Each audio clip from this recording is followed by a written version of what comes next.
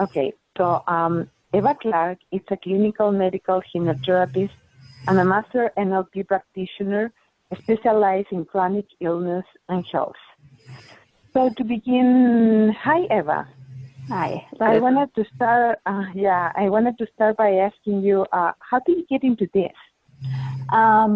Well, I got into working, applying NLP and hypnotherapy to chronic illness, starting with the allergy process. I had a client quite a few years ago. He came in and he asked if I worked with allergies. He had a very, very strong allergy to cats, actually. He couldn't even go to the movies because if someone had a jacket that had any cat hairs on it, it would just get him really bad and he'd have to use an inhaler. So I said, yes, I know a process that works really well with allergies. So I did the allergy process of NLP with them. And in about half an hour, we had completed the process. And we actually went outside. I accompanied him outside, and there was a cat right there. And he's like, well, can I pet it? And I said, well, why not? Let's best test her. And he pet the cat. And he had absolutely no problems. And it was incredible. He'd had the allergy for over 35 years. Wow. And once he told me the extent of his allergy, to the point that he's been taking medication daily for 35 years for this allergy, I knew the process was very powerful, but I didn't realize just how quick, how immediate and how life-changing it could be. So after that experience, I started, pondering and wondering, as possibly many, others have done, is, wow, if we can do that, can we do something greater, So I started researching what had already been done, what had been, how hypnotherapy and NLP had been applied to, greater diseases, chronic diseases, and I didn't find very much. I found studies on managing the pain. I found studies on, increasing tolerance to chemo and on stress relief, but not on treating a disease in the same way or as effectively as with the allergies. So I decided to apply everything I knew to a disease, and see what I could do. So I chose multiple sclerosis, MS, and what I did is I created my own intensive curriculum. I signed up for every course that was out there that offered any kind of insight into NLP and hypnotherapy, specifically for chronic disease and especially for autoimmune disorders, since MS is an autoimmune disorder. I also was reading a lot of modern science. Psychoneuroimmunology really supports this work, epigenetics, quantum physics. And what I did was I started working with a small group of volunteers that had been diagnosed with MS. Wow. That was a big jump from allergy to MS. Yes. So, how did you approach people with MS so that they could work with you? What I did was, let me make sure everyone else is muted.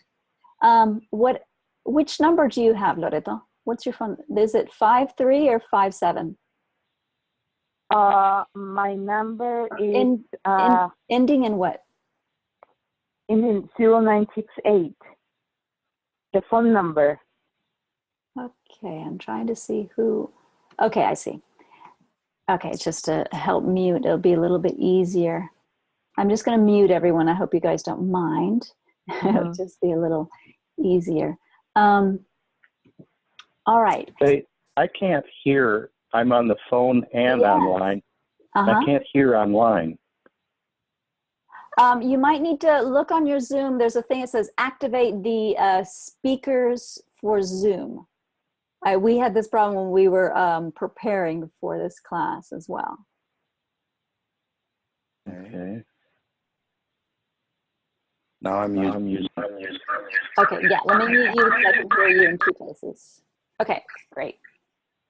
So how did I approach people with MS? Well, I actually contacted a local yoga group that was specifically for MS, and as well a local chapter of the MS Society, and a local nonprofit that was called the Quality of Life Project, that was specifically for MS. And I told these groups that I was doing an independent study and that their members can participate as volunteers. There would be no fee. I was only, the only condition I would give them to participate was that they were committed to an hour to 2 hour session every other week for 6 months, and that they would track their symptoms daily. And meanwhile, while I was recruiting volunteers, what I didn't expect as I was doing the trainings I was doing everything at the same time. I was doing studies while I was beginning to work with people with MS. So I would learn something and apply it, see what happens. And what was interesting is while I was doing these trainings and working with these volunteers, is that people, teachers, other students would come up to me, or they'd send me contacts to other hypnotherapists and NLP practitioners that had already been successful with MS. So I contacted every one of them. I interviewed them and I asked them, what did you use? What were your techniques? What did you discover? And then through those interviews, I then applied what they were teaching me to see what was most effective. What could I repeat, and replicate? And so my study with MS, I had a first group. I began with 7 people for 6 months. 5 of them completed the 6 months. And then afterwards, I decided to do it again because I was learning so much and, I had gotten so much training that I then had 17 volunteers work with me, and 15 of those completed the 6 months with me. And after I completed that second group, I could see that there was a lot more possible. I was actually slowly transforming my strategy. So, and I'll talk about that a little later. So I actually got 12 of the volunteers to continue with me for 3 more months. Wow. And again, I was continuing to study, continuing to interview, and gaining all this experience as I was working with them, to what worked and what didn't and what could be replicated. So since you start working with volunteers, we're in a year of working with volunteers, right? And what were your discoveries in all that time? So I worked with the volunteers in a total of 2.5 years. Wow. The discoveries evolved. So at first, with that first group, like most practitioners and most healthcare practitioners, I just tried to get rid of the symptoms. Yet, early on in the second group of volunteers, the second 6 months, I had some key learnings and key interviews that totally transformed my strategy and how I worked with disease. So so because of that, it was why I continued and extended the study for 3 additional months. So 15 people continued with me for 9 full months. And what I discovered, I guess the key pieces that I discovered halfway through my study were, one, I had an interview and I read the work of Earl Corliss and Charlie Clausen. I'll put their, I'll see how I can, they have a book called And Then a Miracle Happens. And Earl Corliss had done NLP for Health training. It's a 15-day training here in California many years ago. It's like 25 years ago. And his neighbor, Charlie, had MS. And like myself, he said, wow, if we could, affect allergies, what else can he do? So he began working with Charlie. And eventually they spent more than a year working together. And then Charlie also took NLP training. And eventually Charlie became completely symptom-free. She was no longer needing assistance to walk, nothing, no longer had fatigues, no longer had all the numbing. She was completely free. And when I interviewed them, this is 25 years later, they really changed the strategy. They taught me that I'm not to not attempt to cure anything, but to have my clients understand fully what each symptom is there for. Each symptom has a cause and has meaning.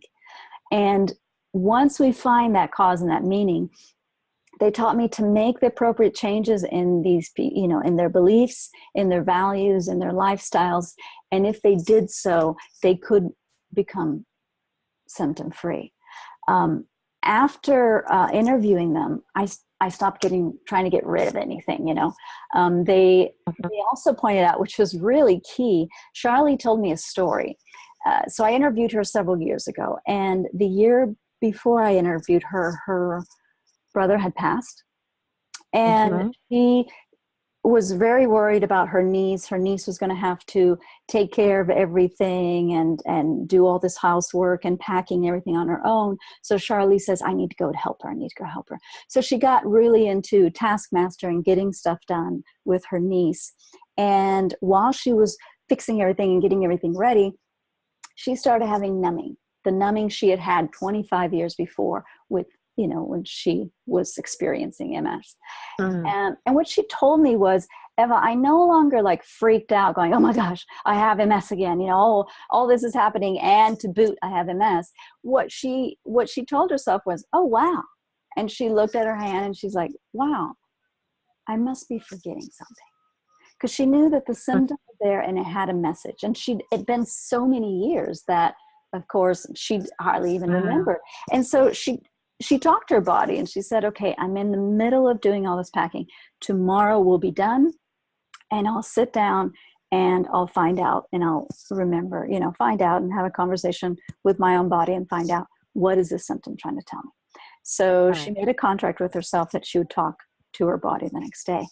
And she said the numbing went away slightly, but it was still there. And the next morning they were packing everything up. And in the middle of that, her niece stops all she was doing, and she starts crying, starts bawling.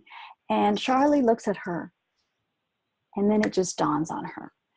She was so focused on getting everything done that she hadn't stopped to grief, to really feel the impact of what was happening.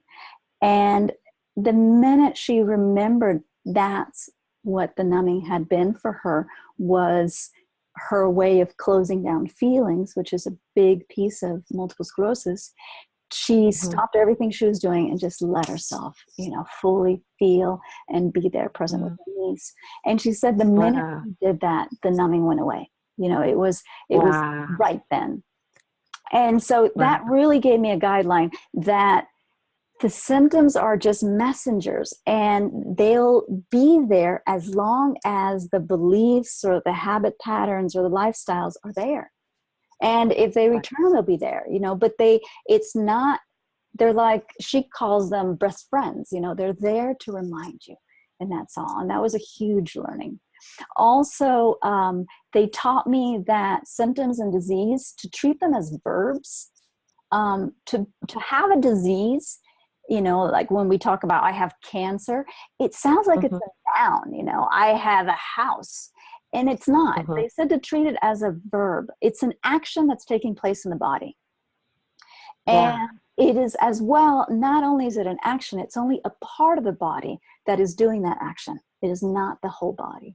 And so they talked about, you need to find out why that action is occurring. What you're going to do is modify the need for that action. So it makes it a lot easier to work with something. If any of you guys remember the neurological levels, it makes it a lot easier to work with a behavior, capability, and action than to work with an identity level issue. I am, or I have this disease. So that was key. Also, during this second group of 6 months, I interviewed and then began studying with Rudiger Dahlke. Rudiger Dahlke is a German doctor. He's been doing trance work with his patients for, I would say, even 40 years. And he teaches that disease is an expression, the disease is expressing a temporary solution to a problem. He says the disease or the symptoms aren't the problem. they're actually pointing to the problem. And what we need to do is find out what it's pointing to, what is the problem, and the problem is inside the person's life, not inside their body. And once you know what the problem is, then you can work on the problem. Work on the problem, the body doesn't need to continue to express it. He also grouped disease into archetypes that allow us to understand what are the developmental areas that each disease invites us to master, and the problems that each symptom is attempting to temporarily resolve for us until we resolve it at a higher level. Also, I think a third key piece that I learned while I was doing the MS study was, it was actually, it was I wouldn't say failure, but it was an issue. Another person I'd interviewed, his name is Dr. Jose Dulce. He's a neurosurgeon from Colombia, and he uses a lot of visual imagery. And so I interviewed him. He gave me the visual imagery he used for MS, and he told me a story as well. He said he had a client with MS who, through the visual imagery, and this is a type of visual imagery that it's a very short process. You do it maybe 2 to 3 times a day for a period of 3 months. And he said that his client with MS had used the visual imagery and had gotten out of her wheelchair. However, some year later, so she had a major crisis in her life with her husband, and it put her right back into a wheelchair.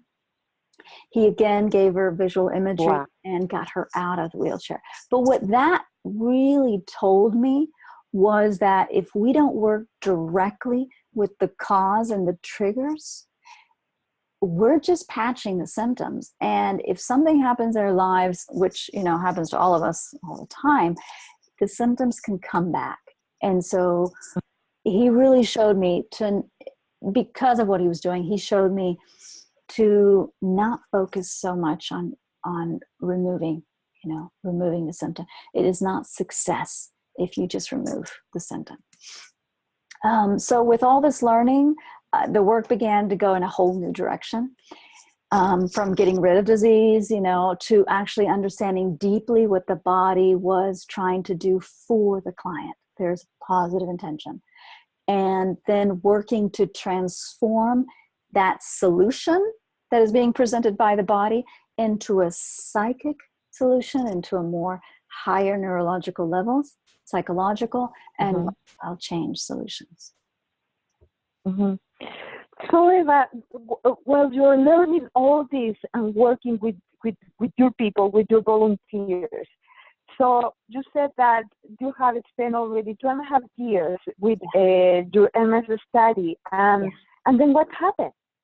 So when I finished the study, I had all of them, as I mentioned before, I had everyone following their symptoms daily. They were also taking an MS quality of life questionnaire at the first session, the 6 months in and 9 months in. So we were following and tracking this study as any, scientific study. I was trying to be as scientific as I could. So I wrote the paper. I had the charts. I had the outcomes, and they were pretty good. I mean, on average, cognitive function, and I'm going to read these because so on average, the people that I worked with had a 65% average in cognitive function. That's considering that 100% is like a healthy, average healthy person. So they averaged 65% in cognitive function. By the end of the study, they were averaging 95%. Energy levels and fatigue is a major thing with multiple sclerosis. They went from 30% 30 out of 100, they went up to 60%. And pain, they went from 35 to 50%. So overall, there was quite a few, they really improved on their symptoms. I didn't get the 100%, symptom-free that I had interviewed. Charlie had achieved, and Dalke's clients have achieved, and, Jose Dulce and others. But we improved, and a lot of them did report that quite a few of those symptoms were, totally not present. The thing that is extraordinary about our improvements is that most of the people that worked with me in these 2.5 years were people with progressive MS. So MS there's two types of MSs. There's remittent, relapsing and remittent. So you have a lot and then it comes down, and then you have an exacerbation, comes down. And then there's progressive, in which you're just slowly getting worse. Most of the people in my study were progressive. They didn't have any other solutions, so they were like, all right, let's do this. So we were working and improving clients who their doctors had said that they couldn't be improved. Wow. Yeah. We actually had to work on that belief that there were, that it's only going to get worse, because that became an obstacle during the sessions. But yeah, and I want to say that after the 2.5 years, I've continued to work with people with MS. I now have a system, I have a program, and that's what I want to teach. I have a program in place which I work through layers of the deeper causes and then slowly transform. And one of my existing right now clients that was diagnosed with MS, just this Monday, we had a session and I checked in and I said, okay, how are you doing? How are the symptoms? And she said, she goes, my symptoms. Oh, I haven't experienced them in like a month, so I have my first MS, symptom-free, totally symptom-free. Wonderful. So, wonderful. Yeah. And she knows what they are. She knows them. They're now like homework assignments. She knows, I've got to do this. I can't forget to be doing this. And she knows what she needs to be doing to maintain a balanced life. And as she's doing that, she's having no symptoms. So when I completed the study, I wrote a conclusion I want to write. I want to just comment really quick that the conclusion to the paper was that people diagnosed with MS have ingrained habit patterns of the mind specific to their symptoms. When those habit patterns are transformed using a combination of methods to bring, 1, insights into a person's habit patterns, and 2, resources to modify those patterns, the symptoms decrease and frequently disappear. As I was, completing the study, I was actually taking a training from Rudiger Dahlke, one of the people I interviewed, and he affirmed what my conclusions were. He said that all disease have distinct mental patterns, and that once you work through them and you transform them, you in essence make the disease obsolete, so the body can stop expressing, can stop doing that action. Yeah, there's a lot. So what else? So since the study completed, I've worked with people diagnosed with lupus, with irritable bowel syndrome, essential tremors, skin disorders, and I've continued to apply what I've learned. I now have a system to slowly go in, find the deeper cause, make the transformations, and remove the necessity of the body to express through symptoms. What did you say? Irritable bowel syndrome, IBS. But what was the skin something? You said irritable? Any skin disorders. So psoriasis and things like that. And allergies include anaphylactic stuff? I got in a couple of minutes late, so I might have... Yeah, so allergies, I actually began with allergies. So yeah, an allergy process is actually a pretty easy process. The only risk is if you get rid of the allergy without understanding or discovering the cause, the body and a person's life will express it in a different way. Oh. Yeah. All right, so... So pretty much what you're saying is that because of the study that you did with people with MS, you were able to create a system that it's applicable for other diseases as well. Exactly. And what's been interesting in these, since I completed the study, is I worked with a lot of different clients with different diseases. But what has been surprising is I've been approached a lot. Whenever I explain to people what I do, I think, oh, they're going to tell me they know someone with MS because, it's my specialty, or, with a disease. And more times than not, they ask me, where can I study it? And it's been very frustrating. It's been more than, it's been more than a year, almost 2 years. And, you know, I haven't had like one place to point them to, because I took, I don't know, more than 10 classes, studies, lectures, interviews, and, you know, this study to learn all this. So, but then, Eva, where can I study this? So now I can say it, you know, now I can say, yes, there's a place, you know, here. Yeah. Now, you know, I can, you know, since then I've been like, I don't want to teach this. I'm not ready yet. But I feel ready. You know, there's a lot of material. I want to share this. I want more people to be doing this. So I wanted to do this training online. To train people, NLP practitioners and hypnotherapists, how to apply NLP and hypnotherapy to chronic illness. And why? I'm sorry, but why just people that knows? Why just for people that do hypnosis and NLP? Because I want to offer what isn't there, what isn't out there. There's a lot of great schools of hypnotherapy and NLP. So I want to teach the specialty of mind-based healing, you know, add to the basic knowledge of NLP and hypnotherapy. I want to bring like the how-tos, you know, even in all the studies I did of psychoneuroimmunology and epigenetics, you know, psychoneuroimmunology tells you that the psyche, the neurons, and the immune system are constantly communicating, but none of the, you know, none of the scientists of PNI, psychoneuroimmunologists, explain to you how to, you know, communicate to influence that. Or epigenetics, you know, really talks about your thoughts and beliefs are more important than your genes, and they don't explain that. Well, how do you change your thoughts and beliefs so that you can, you know, change what your body's expressing? So I want to explain the hows, how to change what's happening in the body through the mind, how to transform disease into health. So since you're ready to do this course, what are you offering in this online class? What I'm offering in this class is going to be a system, a structure to work with disease. When someone comes into your office and asks you, you know, can you work with this or that disease? I want you to be able to say, yes, you know, I can.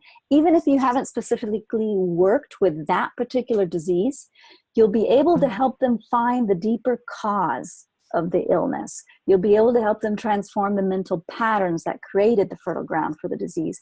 And you'll be able to create permanent change so that triggers don't reactivate them. I'm offering this class online. We will be using the same platform, Zoom. There'll be class lectures.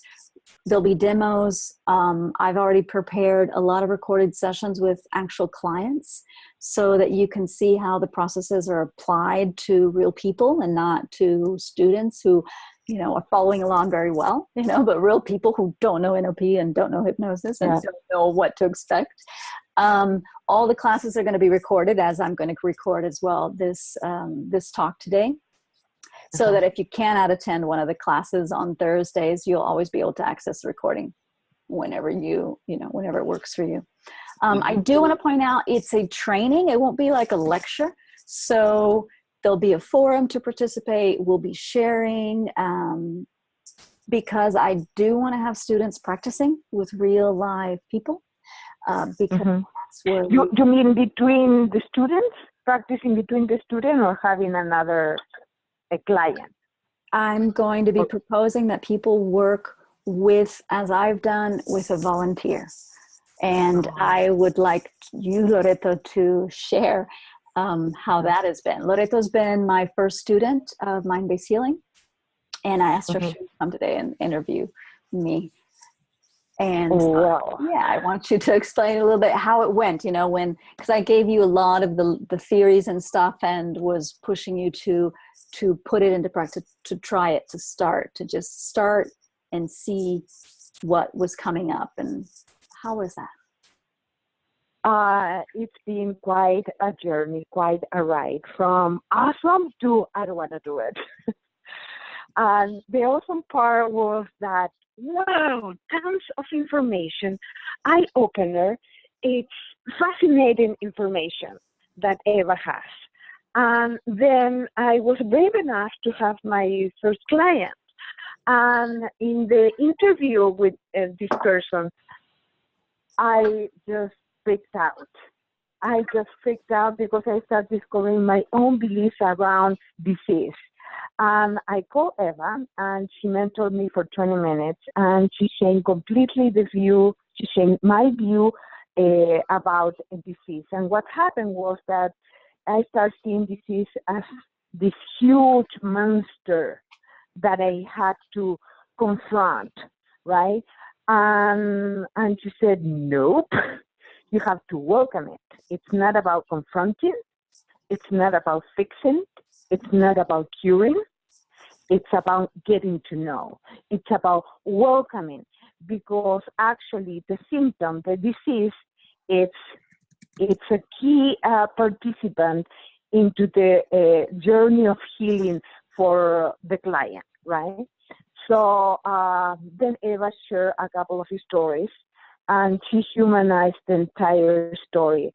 And by my second session, I didn't have the fear. I just didn't have the fear. I knew that I wasn't in the position of a doctor. I wasn't healing anything. It's the person does it. And I also discovered my limiting beliefs around disease, which, I mean, we are, it's all over in society. I mean, if you hear the word cancer, you freaked out right there. And if you, anything, it's, any disease is pretty, it's bad, right? And you need to get ready of. You need to cure it. You need to fix it. And no, the eye-opening was, I don't have to do any of that. Actually, it's the helper. So after that, it was share mentoring for 20 minutes. It was awesome.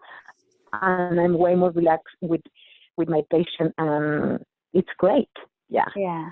So that's what I wanted really to include in the training, that the people that participate, they get themselves a volunteer and they slowly go through the processes that I'll be teaching so that they can put into practice and see if they have any questions. And also they can, like Loreto, discover what is their own beliefs, you know, what do they need to work on themselves to change so that they can be guides and they can be the believers that this is possible, you know, for their clients.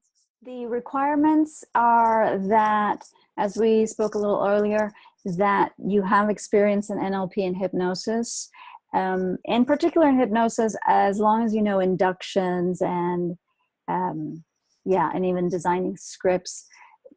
I'll be teaching a lot of hypnotherapy, but I won't be teaching how to do an induction or how to call out or anything like that. So at least has to have some experience there, mm-hmm. and a practitioner level for NLP.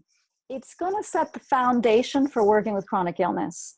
After going through this course, you'll know if this specialty is for you. You will be able to work with people with chronic disease, and you'll be able to determine if you would like to become an expert. If you do want to become an expert in the field, I will later be offering a master class which will give you additional techniques to continue to peel the layers, to determine and find the mental patterns, as I did with the MS project, to work through the medical and social nocebos, opposites of placebos, about incurables, to work with the triggers of illness that I also talked about, to remove any inner obstacles, secondary gains, because there is a lot of bits to it, right? We'll also in the master class be covering ethics and legal requirements so that you can market yourself as a specialist in medical hypnotherapy, and how to design and publish your own individual study to gain credibility as an expert, right, in a particular disease. I've included in the master class the publishing your own study, because I don't, most people, when they've just been diagnosed with a disease, they want to go and find the experts, and my dream is that inside mind-based healing, we also have experts, people that other practitioners can consult with and that clients can go directly to because they know what to do with this disease. So the class that I'm offering now, Fundamentals, will include the first sessions I do with my clients. So it will include going into and discovering the cause of the disease. Also transforming the cause, the beliefs and behaviors. Yeah, it'll be the first 6 sessions and all the theories behind it, the universal laws that we need to keep in our lives, to the universal laws of polarity, of resonance, the laws of the beginning. So there's a lot of information that you, Loreto, has gone through There's to a lot really, of to really understand. This is quite a paradigm shift. It's a new field of healing. It's a new way of looking at disease. And again, there's a lot of modern science that talks about this way of seeing disease. There's just not much out there that's how to get into those causes, how to make those transformations. And that's what I want this class to be about. Yeah, and I also I want to add that when I had that experience with the client, I got into, I don't want to do this. This is way too much, because what you're really dealing with when you go with disease, it's core issues, core issues, and that's a lot. That's a lot. Yeah. So I questioned myself, and I said, okay, either I stop right here, or I go. Well, I'm going. You pretty much will be confronted with that. Well, I mean, because disease is not about little things, drink more water or things like that. Disease is about your shadow. It's about parts of yourself or ways of being that you've decided is not okay. For example, multiple sclerosis, most people multiple sclerosis. So the thing with multiple sclerosis is there's many symptoms. Every client has a different set of symptoms. There's a lot of symptoms. There's fatigue, there's numbing, there's pain, there's incontinence, and not all clients have, the same symptoms. But one of the main personality traits of people with multiple sclerosis is A-type personalities. So these are major doers, major leaders as well. And they have decided early on in their lives that, fun comes second. Other people's needs come first. I'm okay. I don't have any needs, or I don't need something. I can deal with it and stuff. So there's big core beliefs there that need to be transformed. And that's the work that we're going to do here. And that's the work that Loreto was like, wow, this is, don't get it, yes. I think this is an amazing opportunity to be, the first pioneers of this, this practical use of this modern science. And I hope you enjoy me in this, join me in this specialty. I like this week when my client was telling me that I haven't had, symptoms in a month, I haven't had MS sleep since I don't know when. For me, that is it's like winning the lottery. It's like you helped somebody and you've guided them to heal their bodies and their lives. And you've done something that's considered impossible, and you've helped them do it, you've empowered them. And for me, that's what better way, what better career to dedicate your life to. So if first, where can I sign up? And if somebody else has questions, this is the moment to ask. Yeah, so I'll be I'll unmute everybody. Before I do, if you want to sign up or get even more information about the course, visit mindbasedhealing.com. There you'll see on the right a link to the program and to signing up. There's also a contact page on mindbasedhealing.com so that you can contact me.